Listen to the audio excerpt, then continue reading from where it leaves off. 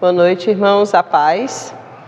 Como eu estava falando, eu acho que vai ser uma aula breve, né? A gente tem só 4 capítulos no livro de Filipenses, mas é um livro muito especial. A gente vai ver mais na frente que Filipenses é o livro favorito de muitos cristãos. Tem muita gente aí que é apaixonada em Filipenses.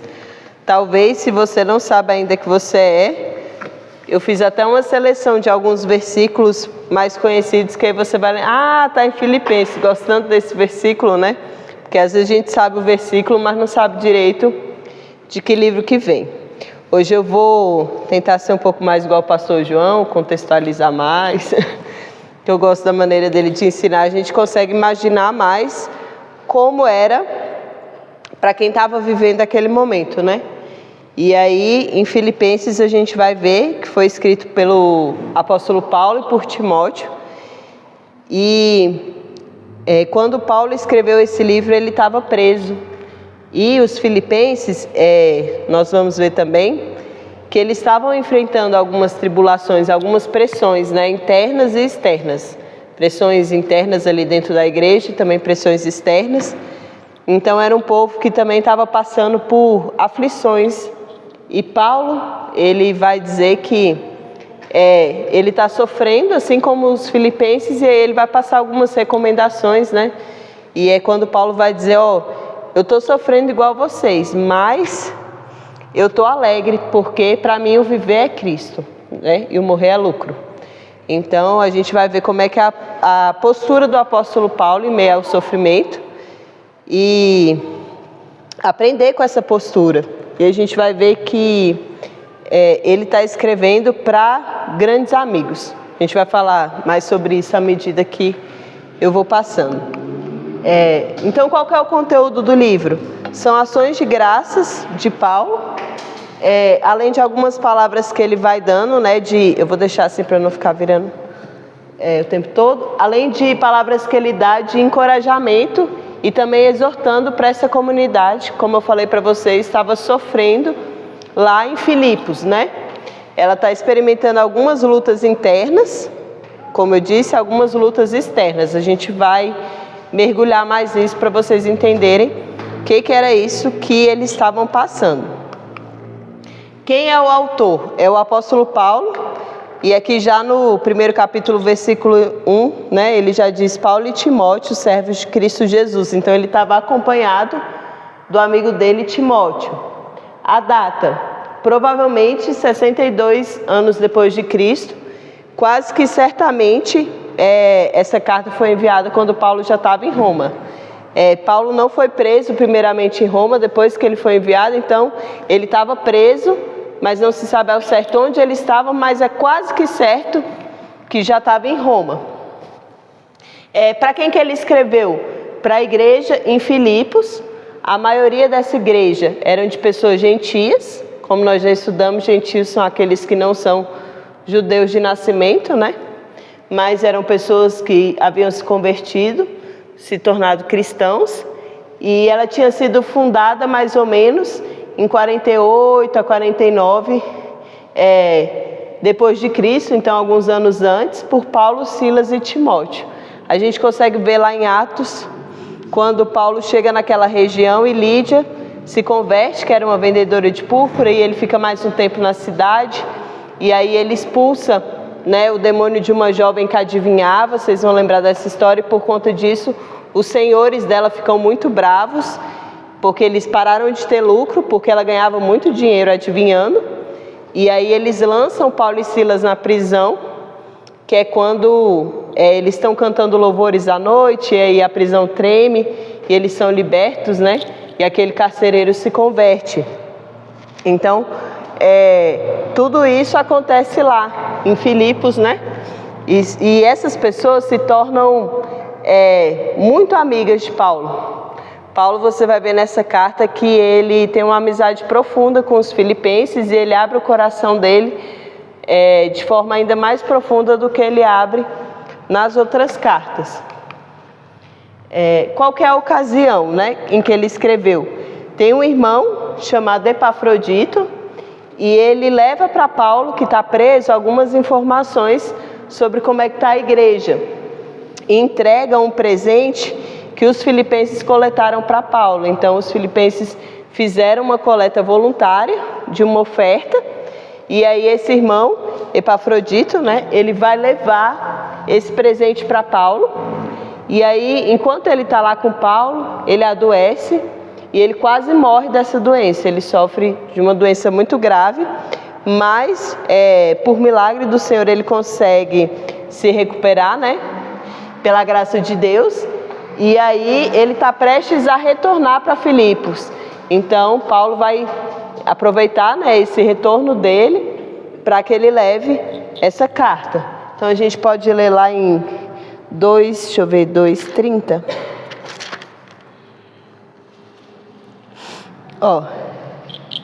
Quando ele fala que Epafrodito vai voltar, né? Ele diz no 27, 2:27, de fato, ele ficou doente e quase morreu, mas Deus teve misericórdia dele, não somente dele, mas também de mim, para que eu não tivesse tristeza por tristeza. Então, por isso, logo eu vou enviá-lo, para que quando vocês o virem novamente, fiquem alegres e eu tenha menos tristeza. E Paulo pede para que recebam ele com alegria. E no 30, porque ele quase morreu por amor, à causa de Cristo, arriscando a vida para suprir a ajuda que vocês não podiam me dar. Paulo diz que eles não podiam dar porque não estavam presentes naquele momento, né? Mas eles tinham feito essa oferta para ele. A gente pode ver lá no 4:18, Paulo dizendo, eu recebi tudo e o que tenho é mais que suficiente. Eu estou amplamente suprido, agora que eu recebi de Epafrodito os donativos que vocês enviaram. São uma oferta de aroma suave, um sacrifício aceitável e agradável a Deus. Então, a gente fica sabendo que essa igreja reuniu, né, essa oferta e levou para Paulo através desse irmão. Quais são as ênfases do livro? Quando você explica, a gente lê a carta, guarda-sol os versículos chaves, né? Mas a gente não consegue entender o contexto. Primeira vez na minha vida que eu estou vendo que esse cara ficou doente, razão da carta. Sim. E que devolveu. Tipo conselho. Sim. Tipo assim. A gente acha que é tipo uma saudação, aí não se liga tanto, né? Não tinha noção zero. Sim. Então, quais são os dados, as ênfases, né, do livro? Primeiro, essa parceria que Paulo e os filipenses têm no Evangelho. Então, a gente vai explanar cada ênfase dessa, essa amizade que eles têm juntos no Senhor. Em segundo lugar, Cristo sendo a chave de toda a vida, desde o começo até o fim. Então, a gente vai ver que Paulo, ele durante toda a vida, ele perseguiu um alvo. Por que ele sustentou, né, suportou tantas coisas? Porque ele tinha um alvo firme que era Cristo. Então, era tudo que Paulo queria, era conhecer a Cristo, era estar com Cristo, né? Em terceiro lugar, o conhecimento de Cristo, tornando-se como Ele em sua morte, sacrificando-se pelos outros. Então, Filipenses, ele tem uma passagem também que é muito conhecida, lá no capítulo 2, que vai dizer o que Cristo fez quando Ele veio ao mundo, né? Então, para algumas pessoas é conhecido, lá no capítulo 2, nem estava previsto, mas eu vou ler com vocês, a partir do versículo 5, né? Então, ele diz assim, seja a atitude de vocês a mesma de Cristo Jesus, que embora sendo Deus, ele não considerou que o ser igual a Deus era algo que devia apegar-se, mas esvaziou-se a si mesmo, vindo a ser servo, tornando-se semelhante aos homens, e sendo encontrado em forma humana, humilhou-se a si mesmo e foi obediente até a morte e morte de cruz. Por isso Deus o exaltou à mais alta posição e lhe deu um nome que está acima de todo nome, para que ao nome de Jesus se dobre todo o joelho nos céus, na terra e debaixo da terra, e toda língua confesse que Jesus Cristo é o Senhor, para a glória de Deus Pai. Então essa passagem, ela é muito importante para nós cristãos, que ela mostra a maneira como Jesus veio para a terra. Apesar dele ser Deus, ele se esvaziou. Então, enquanto ele esteve aqui, ele esteve vazio. Como é que eu explico isso? Ele não estava usando as suas prerrogativas de Deus, né? Ele não estava vivendo como alguém onipresente, vivendo alguém como... não estava em todos os lugares ao mesmo tempo. Então ele tinha tudo, ele era Deus, mas enquanto ele esteve aqui, ele viveu como um homem, né? Ele se esvaziou e ele se tornou servo, tornando-se semelhante aos homens. Então, enquanto ele esteve aqui, ele esteve em sofrimento e servindo uns aos outros, né? E ele se humilhou. E consciente de quem ele era, né? Sim. Consciente de quem ele era, né? Consciente das relações que ele comunicava na sua vida, né? Uhum. Tudo ele estava extremamente consciente. Quer dizer, a gente imagina, né? Que ele veio com toda... Assim, a gente não consegue entender na nossa humanidade isso, né? Isso expressa a capacidade do amor do Senhor. Sim. Eu brinco que é como se você viesse filho do seu filho, entendeu? Consciente de que você era mãe dele, entendeu? E aí, quando ele reclama com você podia retornar mais, mas agora eu estou na condição de filho. Aí, entendeu? Mais ou menos isso. Naturalmente, Sim. que tem muito mais. Muito mais profundo, né? Eu viesse com o Asaf, do Asaf, consciente que eu sou pai do Asaf, consciente de alguma coisa que eu tinha que fazer para salvar o Asaf. E eu entendia todas as coisas, tudo que estava acontecendo, eu tinha consciência, tanto da minha divindade como da minha humanidade. Eu sabia o que eu podia fazer, mas sabia o que eu devia fazer. Então, quando está na cruz, o cara fala assim: tu fala que salva os outros, mas nem se salva. Entendeu? O cara fala assim: bicho, se fosse a dia da nossa humanidade. Sim. Tá bom. Sim. Bora, queima. E foi isso que os apóstolos fizeram. Falou: Senhor, quer que a gente olhe para jogar fogo para queimar essa galera? Eu falei: cara, calma, não é assim não. Calma. Então, assim, essa passagem é muito forte. Se a gente fosse ler com a parcimônia que precisa, com o peso que ela tem, né? O peso que ela tem.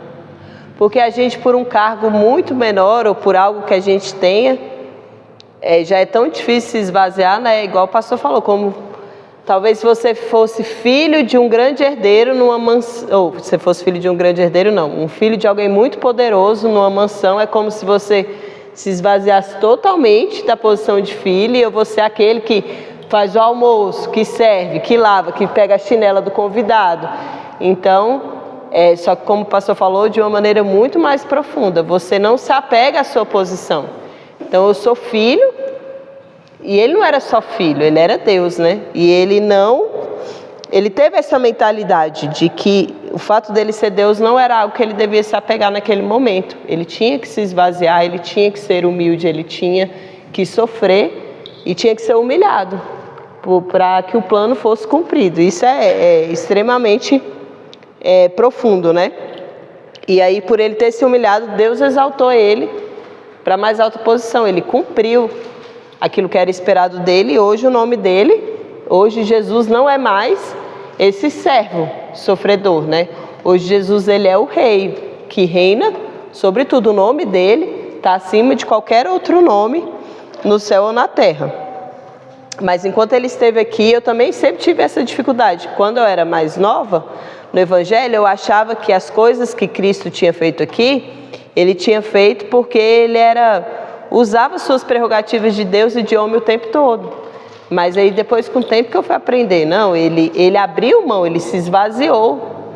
Ele não deixou de ser Deus, mas ele se esvaziou disso, decidiu não usar por um momento. Então ele aprendeu a palavra, era por meio do Espírito Santo que ele fazia os milagres, as curas, que ele entendia o que o Jesus estava pensando, o que o fulano. Então ele teve fome, sede, todas essas características que o ser de Deus completo não necessita, né? E aí Paulo, ele vai se tornar, a gente vai ver o tempo todo na carta, que ele incita as pessoas a serem como Jesus, a se esvaziarem, a completarem os sofrimentos de Cristo e a imitarem Cristo, que era o que ele fazia, a imitar ele mesmo, porque ele era um imitador de Cristo. Em quarto lugar, alegria em Cristo, até mesmo no sofrimento. Em quinto, unidade por meio da humildade e do amor. Então tudo isso vai sendo um assunto só. A gente está sofrendo junto, a gente tem que estar unido em amor, a gente tem que se parecer com Cristo, a gente tem que se esvaziar como Cristo se esvaziou. Por último, pela certeza e pela busca do prêmio final. Então a gente vai ver que Paulo, ele não corria como alguém que não tinha ambição. Ele tinha uma ambição, mas ele tinha uma ambição celestial. A ambição dele era conhecer a Cristo, não era nada terreno. A ambição dele era chegar no céu, ter cumprido a missão. Então ele tinha essa certeza, né? E essa busca pelo prêmio final, que era estar com o Senhor. Então ele prosseguia para o alvo, né?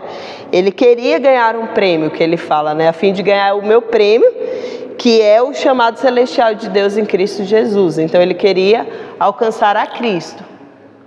Visão geral do livro. Como eu falei para vocês, Filipenses ela é a carta predileta de muitos cristãos, porque ela tem muitas passagens marcantes. Mais do que em outras cartas, Paulo está abrindo o coração dele de forma muito pessoal para os grandes amigos dele. Então você vai ver Paulo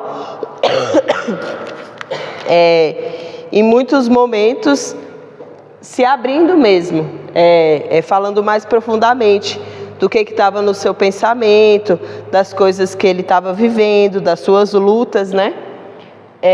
E aqui nessa carta a gente encontra o que motivava Paulo, que era Cristo crucificado e ressurreto, que ele resume isso nessa narrativa que a gente acabou de ler, que era 2, de 5 a 11. Então essa atitude que Cristo teve era aquilo que Paulo perseguia, esse Cristo que se esvaziou, né? E agora tem um nome que é superior aos outros nomes. Aí eu nem estava no livro, mas eu quis trazer aqui para vocês, já que é um livro curto, alguns versículos que estão em Filipenses para vocês se lembrarem como que é um livro que está no nosso dia a dia, como são versículos que a gente realmente tem apego, né? Por exemplo, estou plenamente certo de que quem começou a boa obra em vocês há de completar até o dia de Cristo.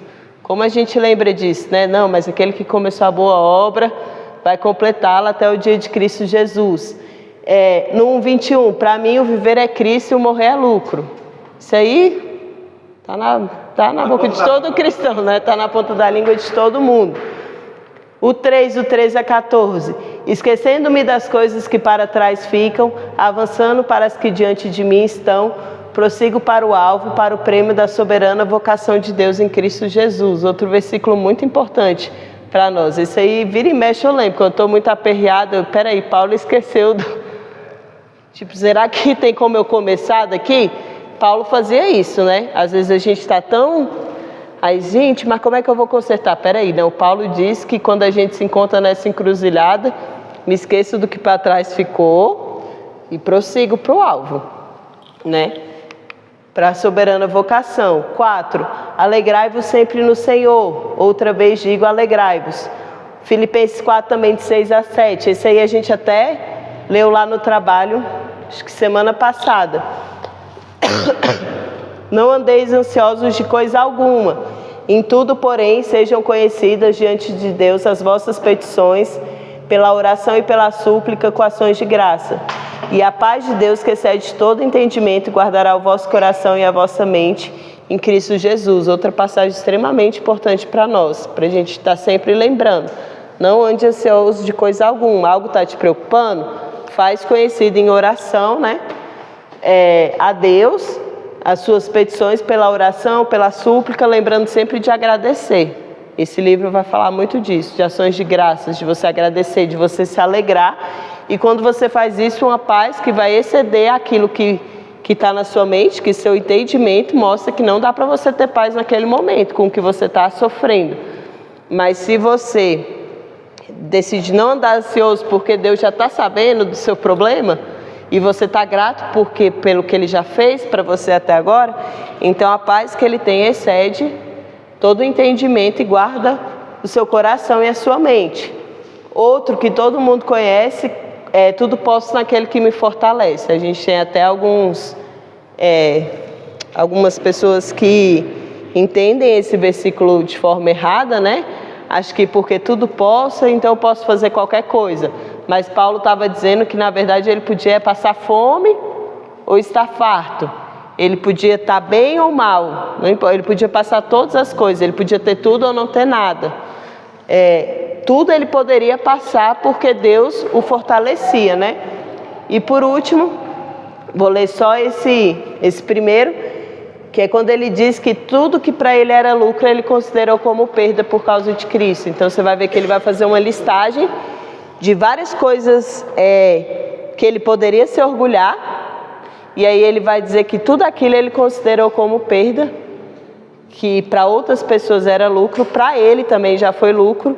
Depois que ele conheceu a Cristo, ele começou a considerar aquilo, na verdade, como perda para alcançar a Cristo. O que era aquilo? Todas as prerrogativas que ele tinha como um judeu de excelência. Então ele era fariseu dos fariseus, ele tinha sido circuncidado na data certinha, ele era da tribo top, ele tinha sido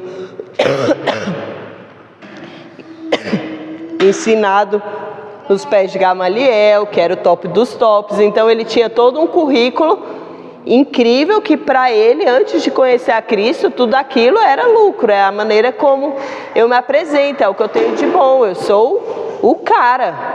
Mas aí quando ele conheceu a Cristo, ele considerou, não, tudo isso para mim é perda, porque o que é importante para mim é quando eu coloco eu conhecer Jesus com todas essas coisas, tudo isso aqui se torna banal. Conhecer a Jesus é muito mais superior, né? Então, como ele queria alcançar a Cristo, não pelas obras dele, ele falava, eu quero ser achado como alguém digno, porque confiou em Cristo, não por conta de todo esse meu currículo, né? Então, como eu falei para vocês, Paulo renunciou todo esse lucro que ele teve no passado religioso dele. E ele vai falar exatamente porque essa igreja, ela também estava sofrendo, como a gente viu em outras, apesar de Paulo não se estender tanto falando sobre isso, alguns judaizantes que queriam que os gentios circuncidassem também, né? Que eles também tivessem práticas judias para se tornarem cristãos. E aí Paulo ele está falando assim, eu não confio, não tenham confiança na carne, a confiança de vocês está em Cristo. Ele falou, se alguém pudesse confiar na carne, eu podia, porque eu sou o cara.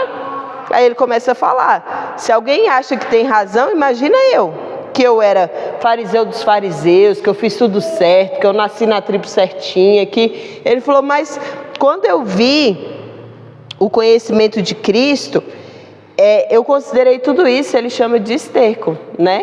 Literalmente de cocô mesmo, de animal. Por quê? Porque ele quer ser encontrado em Cristo, lá no capítulo 3, versículo 9. Se você olhar um pouco antes, ele vai dizer assim, eu as considero como esterco para poder ganhar Cristo e ser encontrado nele, não tendo a minha própria justiça que procede da lei, mas a que vem mediante a fé em Cristo, a justiça que procede de Deus e se baseia na fé. Então o que ele está falando? No dia que eu me encontrar com o Senhor, eu não quero apresentar para Ele a minha própria justiça que procede da lei, não é esse currículo. Ele quer ser encontrado como alguém cuja justiça é a fé em Cristo, é a fé que procede de Deus, né? Então o que importa para Paulo é conhecer a Cristo e prosseguir para esse final, que é estar plenamente com Ele. Tudo isso vocês vão ver no capítulo 3. Paulo fala nesse contexto. Eu vou até trazer aqui. Assim, de conhecimento para a sociedade saber o que estava falando, né? A sociedade sabia, falou, olha, você é hebreu, fariseu, circuncidado, aos pés de Maelo, professor, né?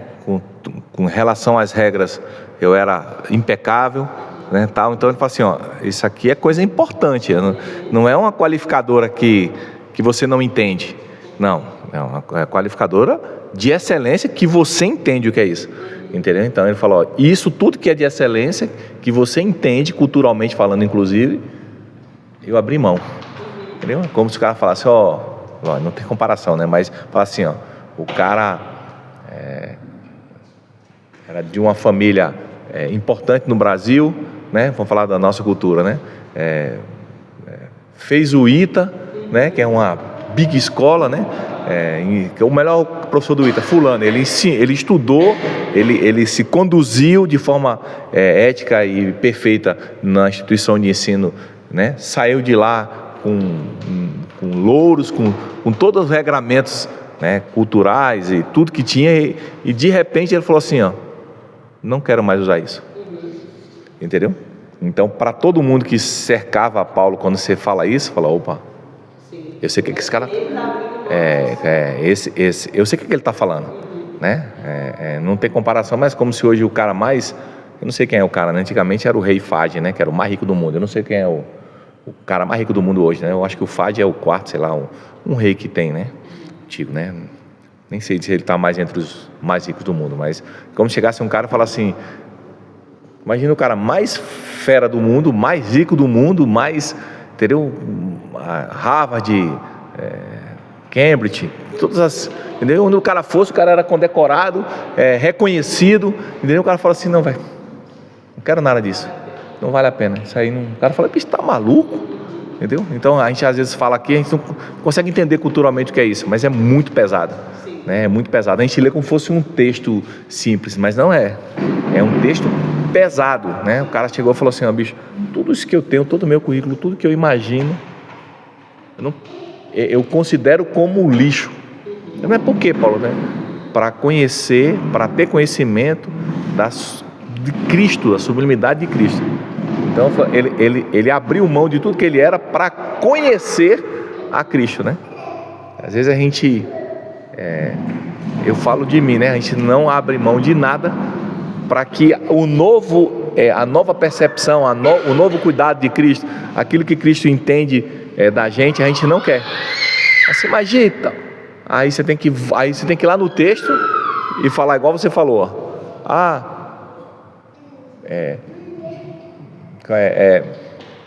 Um texto bem grande que você não conseguiu ler todo, né? O cara, ele era tipo assim, ó, eu tô não é o tudo posso naquele que me fortalece, não é, volta aí, gente, pode voltar, isso, não, ó, estou plenamente certo, esquecendo das coisas que para trás ficam.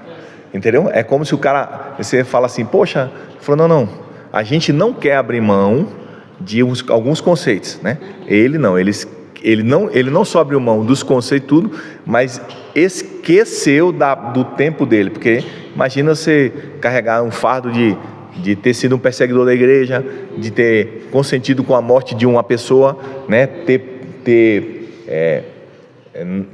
Ser o cara que leva a morte para os cristãos, entendeu?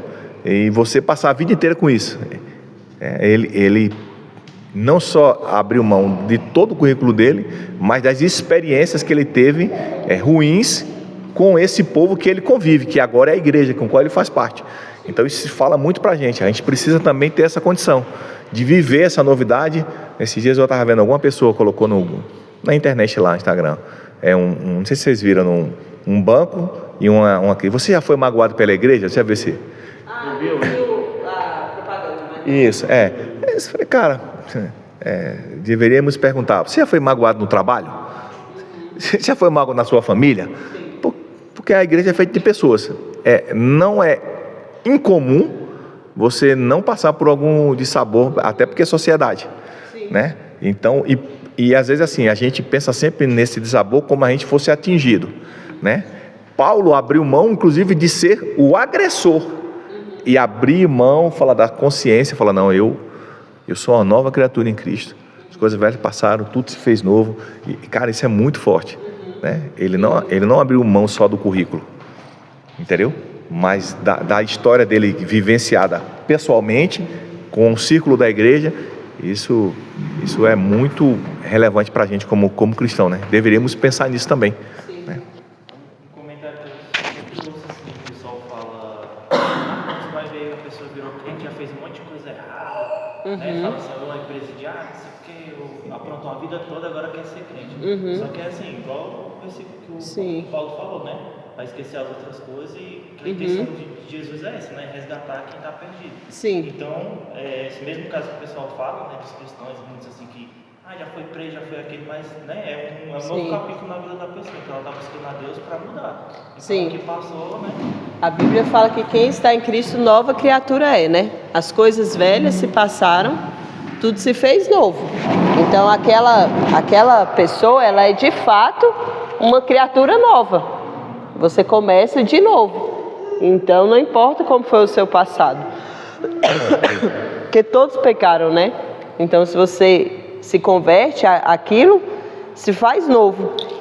Mas o que Paulo fala ainda além disso, né? Ele traz para a vida dele. Então Paulo já é um cristão de muitos anos, ele ainda está. Peraí, ainda estou prosseguindo para o alvo, eu ainda estou me esquecendo do que está ficando para trás, porque no nosso caminho a gente tem que crescer em santificação e eu acho, o pastor pode dizer, né? Se eu estou certo ou estou errado, mas ainda fica essas coisas que às vezes nos desmotivam, nos entristece. E ele falava assim, aqui se a gente for ler o texto todo, está até indicando aí, ó. Depois dele dizer que ele abriu mão de tudo isso, ele fala no 12. Porque ele diz que ele quer conhecer a Cristo. E aí no capítulo 3, versículo 12, ele fala assim: não que eu já tenha obtido tudo isso ou tenha sido aperfeiçoado. Então Paulo, mesmo já preso aqui, já para o final, né, da sua vida, ele está falando, eu ainda não obtive todo esse conhecimento, eu ainda não fui aperfeiçoado ao máximo. Ele falou, mas eu prossigo para alcançar isso, pois para isso também fui alcançado por Cristo Jesus. Até o pastor Harold, ele fala que esse livro, ele tem muito essa coisa da soberania de Deus e da responsabilidade do homem, da ação de Deus e da nossa. Como Paulo falou agora, tem o nosso papel, ele prossegue para alcançar, mas é porque Jesus alcançou ele para isso. E você vai ver isso outras vezes no livro, né? Ele faz, eu efetuo minha salvação porque para isso eu fui salvo. Então eu fico perseguindo Cristo, mas era para isso mesmo que Cristo queria que eu fizesse. E aí ele fala, irmãos, eu não penso que eu mesma já o tenha alcançado. Então ele também dava esses, caramba, não conheci Cristo ainda, na forma plena, né? Eu ainda não alcancei o que eu deveria ser. Ele falou, mas uma coisa eu faço, esqueço-me do que ficou para trás e avanço para as que estão adiante, prossigo para o alvo, a fim de ganhar o prêmio do chamado celestial de Deus em Cristo Jesus. E aí, todos nós que alcançamos a maturidade devemos ver as coisas dessa forma, e se alguém pensar diferente, né, Cristo vai esclarecer. Então, mesmo Paulo, aí já tendo uma caminhada cristã muito mais profunda, eu acho, do que a nossa, ele também se encontrava nesse momento, caramba, eu percebo que eu ainda não cheguei lá, mas aí eu não paraliso por conta disso, eu esqueço do que está ficando para trás e vou avançando para o que está aparecendo na minha frente. Que é esse prêmio, né, de estar perto de Cristo. Então, foi esse slide. Os desafios que Filipe estava enfrentando. Então, essa comunidade, ela enfrentava tensões internas e também oposições externas do paganismo, né? Paulo adverte, primeiro a igreja como uma tensão interna, essas pessoas que estavam querendo obrigá-los a circuncidar. Então, essas pessoas estavam exigindo marcas judaicas naqueles cristãos que eram gentios, né?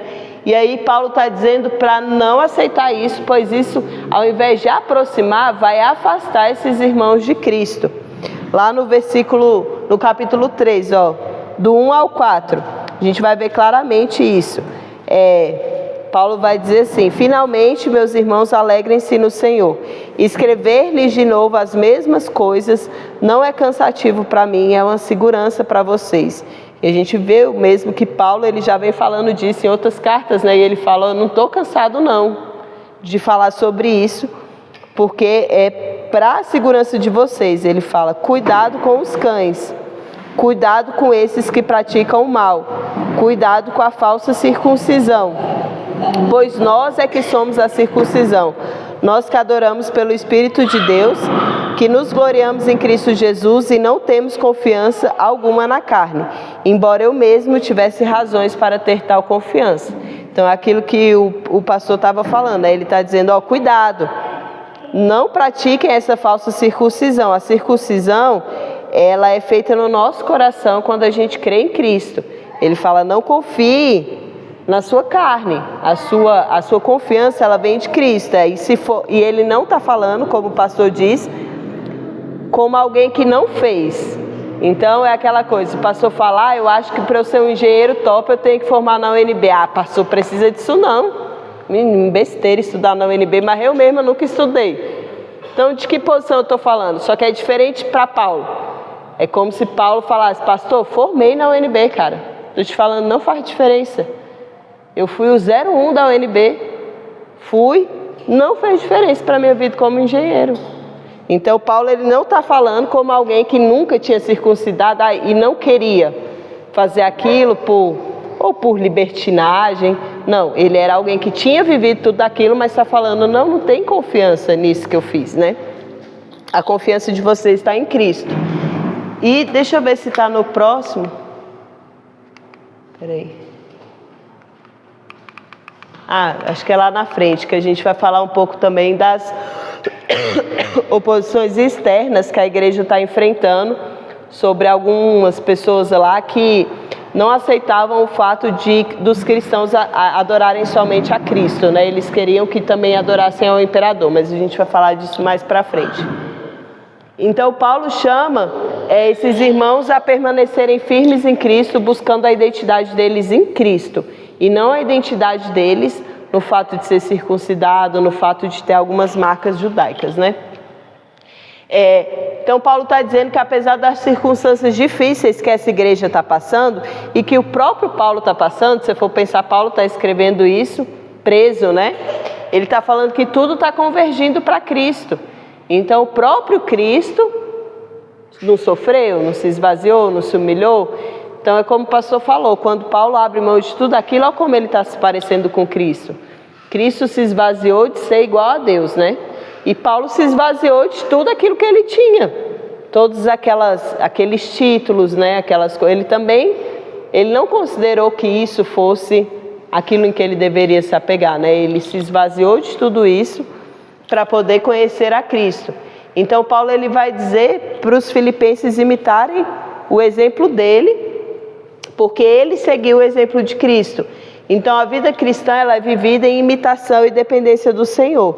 Então como é que a gente aprende a viver a vida cristã? Realmente meditando na palavra. Paulo imita o Senhor, e aí aqueles irmãos poderiam imitar Paulo. Então naquilo que o pastor já está muito parecido com Jesus, o pastor parece mesmo com Jesus nisso aqui, no fato dele ser amoroso. Então eu imito ele naquilo que ele já alcançou, né? Naquilo que eu conheço da palavra e que eu vejo que meu irmão já conseguiu alcançar. Como a carta ia ser lida em voz alta, porque não é uma carta só para uma pessoa, né? Para uma comunidade, então Paulo ele conclui com algumas palavras, né? De amizade, de gratidão por essa oferta que ele recebeu. Ele agradece por essa oferta e diz que ela foi aceita por Deus como um sacrifício, né? Aceitável e agradável, e termina isso com louvor, né? Ele falando que a Deus e Pai seja a glória para todos sempre. Então isso é como é que é o livro. E a gente termina com, acho que são 3 conselhos. Embora seja uma carta muito amada, algumas pessoas têm dificuldade de seguir o fluxo da carta porque são muitas ideias. Eu pessoalmente não achei, são muitos assuntos, mas não é complicado. É um livro curto, dá para você ler mais de uma vez, tem muita... Aproveita já, quem não estiver atrasado, que essa semana é só Filipenses, para realmente passar a semana meditando em Filipenses, porque tem muita preciosidade aqui para a gente aprender, né? Só que aí o autor vai dizer que para você entender melhor o livro, você pode pensar em 3 coisas que podem te ajudar, que é a amizade, a exortação moral e a oposição humana. Primeiro, a amizade. No contexto antigo, a amizade ela era um vínculo muito elevado. Era algo, ainda muito mais importante do que a gente tem hoje. Hoje você ser amigo de alguém é importante, né? O pastor é meu amigo.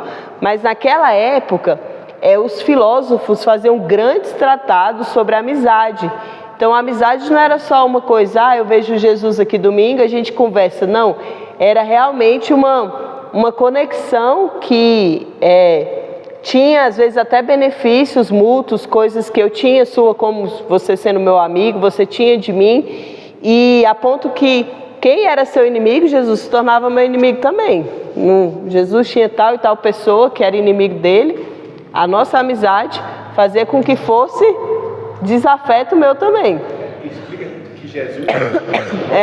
Gente, Jesus é o irmão que está aqui. Não é Jesus. Verdade. Boa, pastor. Aí você fala, não. Ela está falando dizendo, Jesus é um irmão que está aqui. Mas eu vou te dizer, nessa própria carta, capítulo 3, versículo 18, diz, pois como já lhes disse repetidas vezes, e agora repito com lágrimas, há muitos que vivem como inimigos da cruz de Cristo. Então existiam pessoas naquela época que viviam como inimigos de Jesus, né? O destino deles é a perdição, seu Deus é o estômago, e eles têm orgulho do que é vergonhoso, só pensam nas coisas terrenas. Inclusive, eu acho esse versículo bem forte, né? Que fala que o Deus deles é o ventre. Quando eu estou comendo demais, eu fico pensando, será, gente? A gente não pode ficar muito, mas eu acho que no sentido de importante é o meu eu, né? Me satisfazer. O foco dele é ele mesmo. Isso. Então, essa relação de amizade do mundo antigo, ela envolvia bastante lealdade e tinha um gênero na época que era a carta de amizade. Então as pessoas trocavam essas cartas, né, com reflexões pessoais, com agradecimentos. E muitas vezes quando eu ia fazer uma carta, por exemplo, para o pastor, né, como meu amigo, aí às vezes eu usava até exemplos para explicar alguma situação que a gente estava vivendo. Às vezes eu me usava como exemplo, já vivi isso que você viveu. E Paulo, quando ele escreve essa carta, ele está fazendo esse padrão de quem está trocando uma carta com amigos, né? Ele expressa afeto, ele reconhece esse benefício que ele recebeu, então ele escreve uma espécie de carta de amizade. Outro tipo comum de carta era uma carta de exortação, na qual o autor estava buscando persuadir outras pessoas sobre atitudes corretas, né?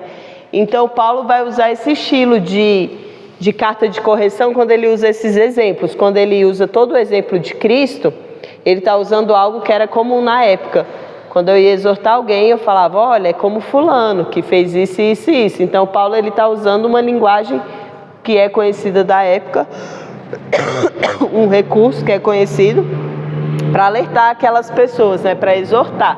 Então ele usa o próprio exemplo dele, o exemplo de Cristo. E o propósito é mostrar que conhecer Cristo significa ser como Ele, né? Vivendo em sacrifício e humildade. E quem rejeita esse caminho é conhecido como inimigo da cruz. Então, só para a gente saber, que às vezes a gente vê as cartas assim avulsas, mas igual a gente leu, acho que lá em Deuteronômio, às vezes quando a gente não entende, não estudou, você vê só a carta e você não entende que na época já existiam tratados com leis, então aquilo se aproxima muito do que era falado na época. Então Paulo está escrevendo ao estilo da sua época, uma carta de amizade, uma carta de exortação, aquilo já existia, né? E por último, é importante entender que Filipos era uma colônia militar romana, e ela tinha sido fortemente leal ao imperador, porque o imperador tinha ajudado eles em uma época difícil. Então, por ter essa lealdade, era uma cidade que realmente funcionava de forma muito forte esse culto ao imperador. Quando a gente estuda essa época, né, ali de Cristo, depois de Cristo, você vai ver que era comum as pessoas adorarem a César, adorarem ao imperador, adorarem os governadores, os reis. E naquela cidade, isso era muito forte. Só que o cristão, ele não adora outro Deus. Então, Então o cristão ele fala, ó, meu único Senhor e Salvador é Jesus. Então aquilo colocava eles numa posição difícil na cidade, numa posição de perseguição. Então era um escândalo para a época. Vocês imaginem se aqui na nossa cidade não fosse comum ser cristão. Comum era todo mundo adorando ao presidente ou ao governador, todo mundo salve caiado, não sei, algo assim. E a gente fala, ó, pra gente não é isso, a gente só adora Jesus. Só que hoje ainda é mais fácil, porque a gente às vezes tem um concurso, você compra na internet. Mas naquela época, tipo, você estava indo contra seus vizinhos. E os negócios eram todos ali, todo mundo conhecia todo mundo. Então era muito mais difícil de você viver naquela época remando contra a maré, né? Então você era muito mais perseguido. É difícil para a gente entender isso com a nossa liberdade religiosa que a gente tem. Mas para a época, você dizer que você não ia adorar aquele rei era tipo assim, cara, desleal. Ou então, o que essa pessoa está querendo? Uma revolução, uma rebelião? Como assim ela não está dizendo que o nosso rei é César, que o nosso rei é o imperador? Ele é sim. Então ele tá fazendo o quê? Ele está fazendo um montinho, ele está planejando alguma coisa.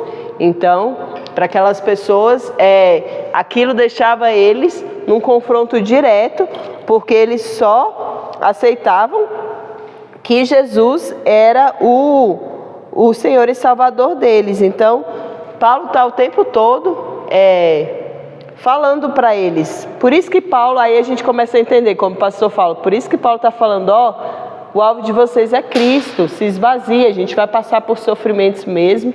Paulo, ele se coloca como alguém que também está compartilhando desse sofrimento, porque Paulo não estava lá em Filipos, mas ele estava preso também por pregar a Cristo.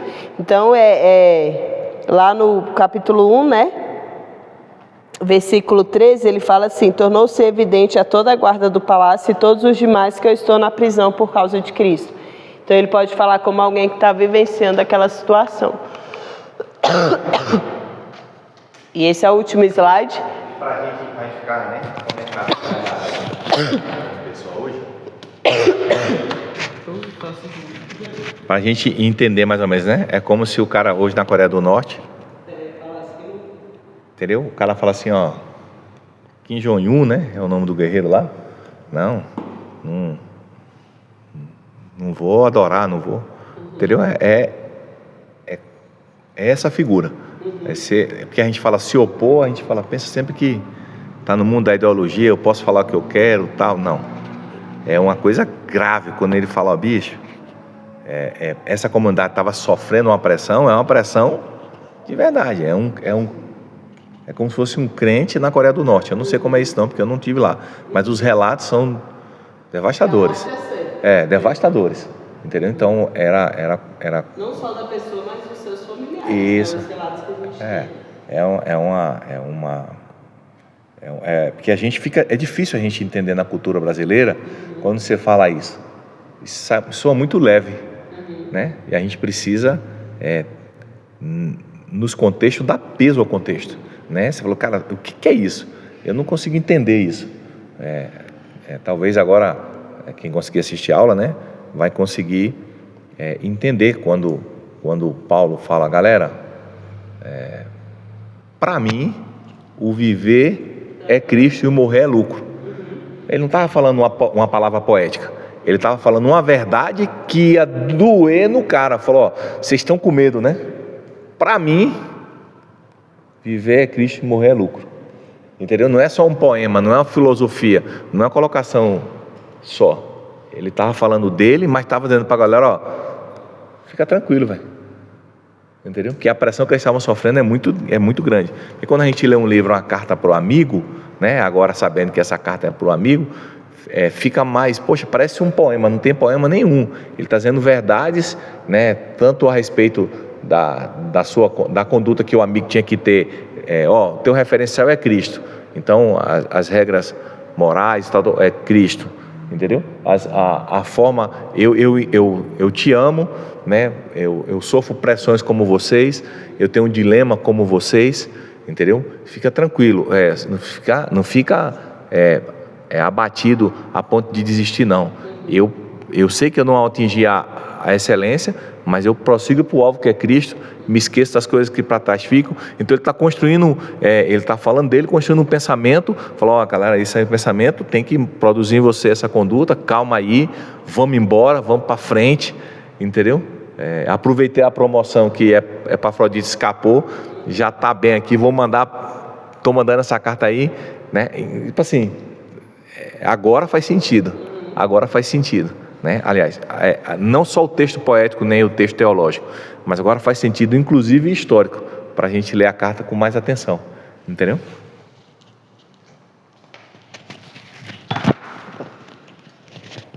Então, entender esses 3 elementos, né, da perseguição romana, da carta de amizade e de exortação, ajuda a perceber como Paulo estruturou a carta. A mensagem central é clara: alegrar-se no Senhor e permanecer firmes em Cristo, qualquer que seja a situação. O lema que está resumindo a vida de Paulo, que deve inspirar os filipenses, qualquer que seja o resultado, viver é Cristo e morrer é lucro. Então eu encerro com isso que o pastor falou. Quando vocês lerem o capítulo 1, vocês vão ver que Paulo vai dizer que lá no 20, um pouquinho para frente, ele falou: Cristo vai ser engrandecido em meu corpo, quer pela vida, quer pela morte. Porque para mim o viver é Cristo e o morrer é lucro. Caso eu continue vivendo no corpo, terei fruto do meu trabalho e já não sei o que escolher. Estou pressionado dos 2 lados. Eu desejo partir e estar com Cristo, que é muito melhor. Contudo, é mais necessário, por causa de vocês, que eu permaneça no corpo. Então, ele está dizendo, né? Pode ser, se eu morrer ou se eu viver, eu vou estar com Cristo. E aí ele vai começar a exortar os irmãos, né? A incentivar os irmãos para que eles vivam da mesma forma. No 27 ele está falando assim: não importa o que aconteça, exerçam a cidadania de vocês de maneira digna do Evangelho, para que assim, quer eu vá e os veja, quer apenas ouça ao seu respeito em minha ausência, eu fique sabendo que vocês permaneceram firmes num só espírito, lutando unânimes pela fé evangélica, sem de forma alguma deixar-se intimidar por aqueles que se opõem a vocês. Então as pessoas estavam se opondo a eles e Paulo está dizendo: não se deixe intimidar, porque para eles isso é sinal de destruição, mas para vocês é de salvação. E isso da parte de Deus, pois para vocês foi dado o privilégio de não apenas crer em Cristo, mas também de sofrer por Ele, já que estão passando pelo mesmo combate que me viram enfrentar e agora vocês estão ouvindo que eu ainda enfrento. Então Paulo está dizendo, você olhar alguns versículos antes, e ele vai falar outras vezes na carta: se alegrem, vocês estão sofrendo a mesma coisa que eu estava sofrendo, e que na verdade, né, e que vocês estão acabando de ter notícia que eu ainda estou sofrendo, ainda estou preso. Mas não importa, porque vocês foram achados dignos de sofrer por Cristo. Para ir viver enquanto eu estiver aqui no corpo, ele fala: a minha vida é para Cristo, e se eu morrer, vai ser muito melhor para mim, porque eu vou partir e estar com Cristo. Foi isso. Obrigada, irmãos, pela atenção. A gente vai encerrar o vídeo.